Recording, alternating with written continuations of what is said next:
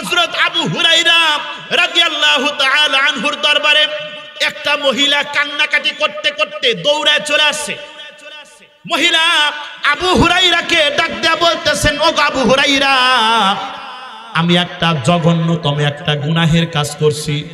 ও আবু হুরায়রা, তুমি মেহেরবানি করে বলো আমার এই গুনাহ আল্লাহ রাব্বুল আলামিন মাফ করবেন কিনা। আবু হুরায়রা আশ্চর্য হয়ে গেছে। মহিলাকে ডাক দেয়া বলতেছে, মা গো, কি এমন গুনাহের কাজ করছো যে গুনাহ করার কারণে তুমি পাগলের মতো কান্নাকাটি শুরু করে দিয়েছো? মহিলা ডাক দেয়া কয়, ওগো আল্লাহর নবীর সাহাবী আবু হুরায়রা, আমি দুনিয়াতে জঘন্যতম একটা গুনাহের কাজ করছি। ওগো আবু হুরায়রা, আমার গর্ভের ভিতরে একটা অবৈধ বাচ্চা এসেছিল, আমি আমার সেই বাচ্চাটাকে আমি হত্যা করেছি। ওগো আবু হুরায়রা, তুমি মেহেরবানি করে বলো এই জঘন্যতম গুনাহ আমার আল্লাহ আমারে মাফ করবেন কিনা। আবু হুরায়রা এটা শোনার পরে আশ্চর্য হয়ে গেছে। এ মুসলমান, আবু হুরায়রা মহিলাকে ডাক দেয়া বলতেছে, মা গো, তুমি এইটা কি করছো? তুমি তো দুনিয়াতে জঘন্যতম একটা গুনাহের কাজ করছো। I say get out from here, তুমি আমার চোখের সামনে থেকে চলে যাও। ওগো মা, তুমি যে জঘন্যতম গুনাহের কাজ করছো, এই গুনাহ আমার আল্লাহ তোমারে কখনোই মাফ করবেন না। তুমি তাড়াতাড়ি আমার চোখের সামনে থেকে চলে যাও। তোমার গর্ভের নিষ্পাপ সন্তানটাকে তুমি হত্যা করেছো, আমার চোখের সামনে থেকে চলে যাও, আল্লাহ তোমারে মাফ করবে না। মহিলা হাউমাউ করে কান্নাকাটি শুরু করে দিয়েছে। কান্নাকাটি করতে করতে আবু হুরায়রার দরবার থেকে চলে গেছে। মুসলমান, ঘটনাটা দিল দিয়ে শুনবেন। আবু হুরায়রা রাদিয়াল্লাহু তাআলা আনহু ফজরের নামাজ আদায় করার জন্য মসজিদে নববীর ভিতরে চলে গেছে। মসজিদে নববীর ভিতরে গিয়ে বিশ্ব নবীর পাশে বসে গেছে। মুসলমান, কারণ আবু হুরায়রা এমন একজন সাহাবী 3 দিন 7 দিন না খেয়ে থাকলেও বিশ্ব নবীর দরবার কখনো ছাড়ে না। আল্লাহু আকবার বলেন। মুসলমান ভাই, আবু হুরায়রা 3 দিন 4 দিন 5 দিন পর্যন্ত না খেয়ে বিশ্ব নবীর কাছে পড়ে থাকছে। আসহাবে সুফার একজন সাহাবী যে 7 দিন 5 দিন পর্যন্ত না খেয়ে থাকছে। মুসলমান, তারপরেও বিশ্ব নবীর দরবার কখনো ছাড়ে নাই। কিন্তু আমাদের 1-1.5 ঘন্টা কোরআনের আওয়াজ শুনতে আপনার আমার কষ্ট হয়, ঠিক কিনা জোরে কোন? 1-1.5 ঘন্টা কোরআনের মাহফিলের ভিতরে বসতে পারি না। আর আবু হুরায়রা বিশ্বনবীর কাছে, বিশ্বনবীর জবান থেকে হাদিস শোনার জন্য আবু হুরায়রা সারাক্ষণ 3 দিন 4 দিন পর্যন্ত না খেয়ে বিশ্বনবীর কাছে পড়ে থাকছে, বিশ্বনবীর কথাগুলো শুনছে। মুসলমান, আবু হুরায়রা 3 দিন 5 দিন পর্যন্ত পেটের ভিতরে কোনো খানা নাই। মাঝে মাঝে মসজিদে নববীর দরজায় আবু হুরায়রা অজ্ঞান হয়ে পড়ে থাকতো। 3 দিন 5 দিন পর্যন্ত আবু হুরায়রার পেটের ভিতরে কোনো খাবার নাই। মাঝে মাঝে রাস্তায় হাঁটতে গিয়ে রাস্তায় অজ্ঞান হয়ে থাকতো। আবু হুরায়রার শরীরের ভিতরে কোনো জোর নাই। সাহাবীরা মনে করতো আবু হুরায়রার মনে হয় মিরকির ব্যারাম হয়েছে। সাহাবীরা পায়ের ভিতর থেকে জুতা খুলে আবু হুরায়রাকে প্রহার করত, মারত। আবু হুরায়রা মনে মনে ডাক দিয়া বলতো, ওয়াল্লাহি মা বিলাল জু, ওই আল্লাহর কসম, ওই সৃষ্টিকর্তা, মহান সৃষ্টিকর্তার কসম, আমি তো অসুস্থতার কারণে আমি এখানে শুয়ে নাই। আমার শরীরের ভিতরে, পেটের ভিতরে খাবার নাই, আমি দুর্বল হয়ে এখানে পড়ে আছি। 7 দিন পর্যন্ত আবু হুরায়রার পেটের ভিতরে কোনো খাবার নাই। তারপরেও বিশ্বনবীর দরবার কখনো ছাড়ে নাই। আবু হুরাইরা যদি খাদ্যের সন্ধানে, রিজিকের সন্ধানে যদি জমিনের ভিতরে বিচরণ করতাম, তাহলে আমি এই মদিনার ভিতরে সবচাইতে ধনী ব্যক্তি হইতাম। কিন্তু আমি যদি খাদ্যের পিছনে যদি ছুটি, তাহলে বিশ্ব নবীর জবান থেকে আমি কথা শুনতে পারবো না। সেই জন্য বিশ্ব নবীর দরবারে আবু হুরাইরা সবসময় বসে থাকত। আবু হুরাইরা মসজিদে নববীর ভিতরে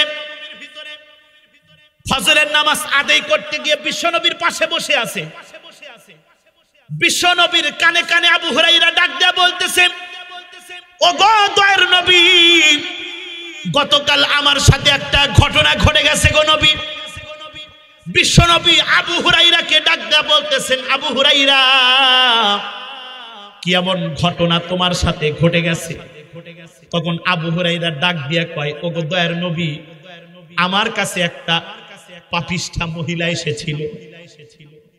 সে তার অবৈধ সন্তানটাকে সে নিজের হাতে হত্যা করেছে।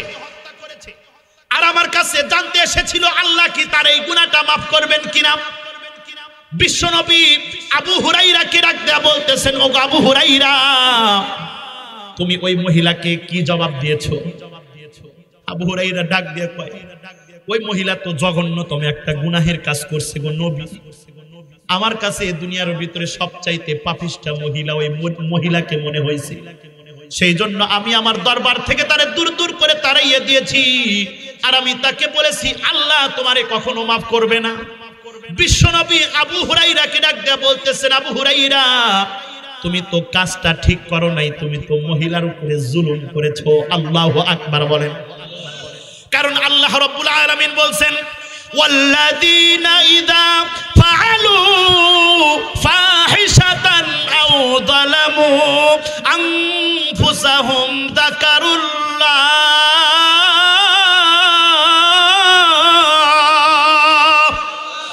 ফাস্তাগফারু লিযুনুবিহিম ওয়া মান ইয়াগফিরুয যুনুবা ইল্লাল্লাহ। মুসলমান, বিশ্বনবী আবু হুরাইরাকে ডাক দিয়া বলতেছেন, আবু হুরাইরা, আল্লাহ তো কোরআনে কারিমের ভিতরে বর্ণনা করে দিয়েছেন, যদি কোনো মুত্তাকি ব্যক্তি গুনাহ করার পরে যদি তার গুনাহের দিকে তাকাইয়া লজ্জিত হয়ে, তার পাপের দিকে তাকাইয়া লজ্জিত হয়ে, তার খারাপ কাজের দিকে তাকাইয়া লজ্জিত হয়ে যদি আল্লাহর কাছে মাপ চায়, আমার আল্লাহ তার জিন্দেগীর সমস্ত গুনাহ খাতা মাফ করিয়ে দেন।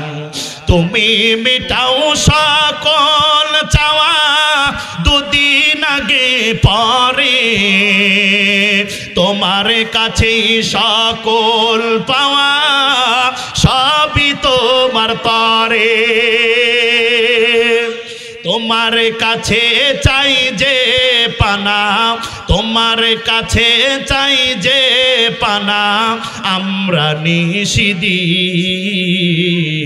তোমার দয়ায় পূর্ণ আমার সারা নিশিদিন, তোমার দয়ায় পূর্ণ আমার সারা নিশিদিন। আল্লাহু আকবার কান।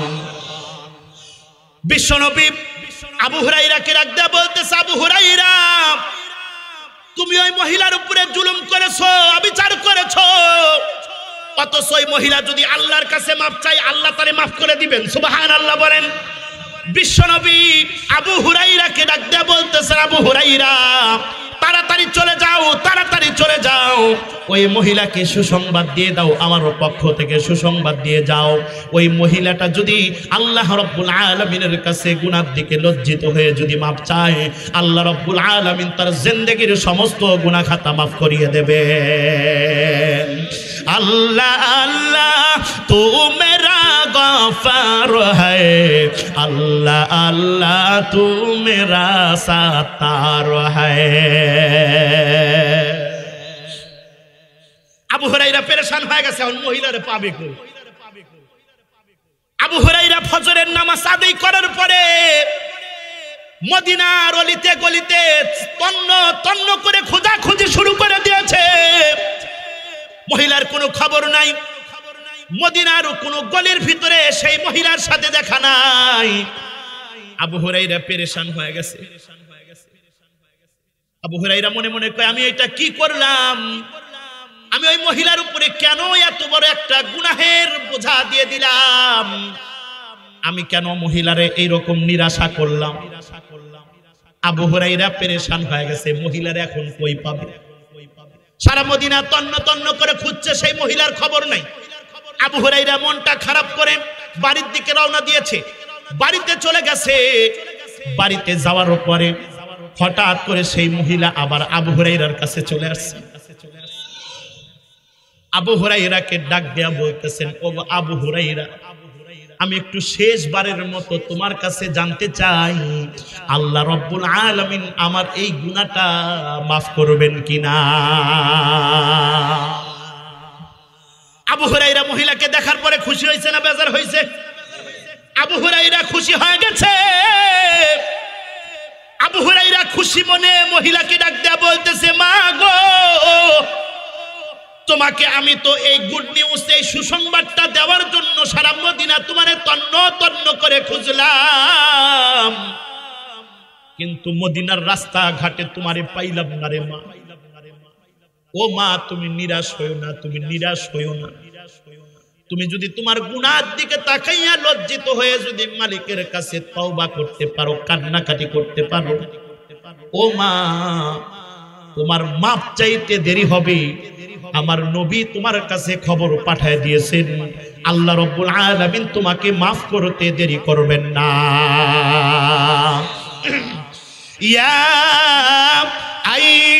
আইয়ুহাল্লাযীনা আমানু তুবু ইলাল্লাহি তাওবাতান নাসুহা।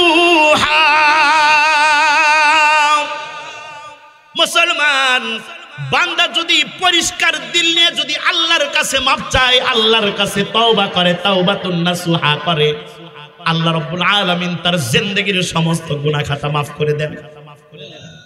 আবু হুরায়রা মহিলাকে ডাক দেয়া বলতেছেন, আল্লাহ তোমারে মাফ করে দিছে। মহিলা শোনার পরে খুশি না বেজার?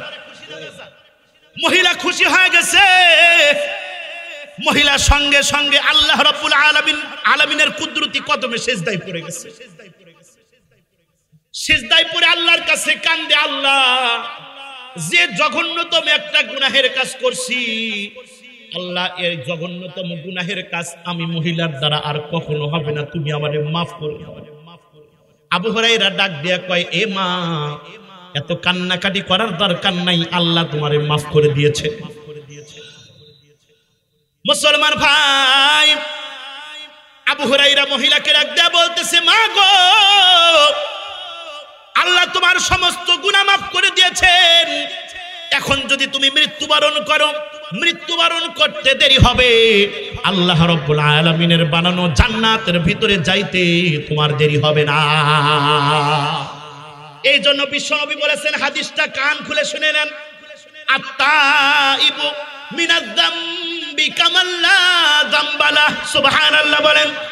বিশ্বনবী বলেন, যেই ব্যক্তি গুনাহ করার থেকে বিরত থেকে গুনাহ করার পরে আল্লাহ রাব্বুল আলামিনের কাছে তওবা করবে, গুনাহ করার থেকে ফিরে আসবে, ভালো হয়ে যাবে, আল্লাহর কাছে তওবা করবে, যেই ব্যক্তি এইটা করবে, ওই ব্যক্তিটা গুনাহ থেকে ফিরে আসার পরে এতটা নিষ্পাপ হয়ে যায়, এতটা নিষ্পাপ হয়ে যায়, সন্তান ভূমিষ্ঠ হওয়ার পরে যেমন নিষ্পাপ, ওই রকম নিষ্পাপ ওই ব্যক্তিটা হয়ে যায়। জোরে বলেন সুবহানাল্লাহ।